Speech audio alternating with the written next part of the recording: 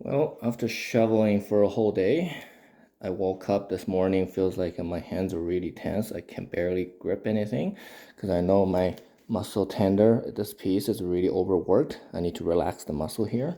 So I got a piece of bar of this is like a workout real or stretching bar or I don't know. This is a thing for relaxing the muscle.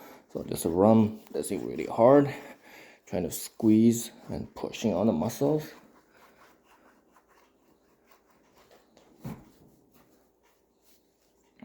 So I'm just holding on and just keep running over.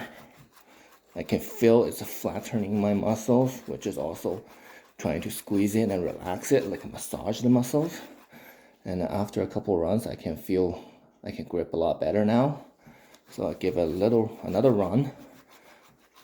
I can feel it's very uncomfortable for sure, but the effectiveness is really worth it.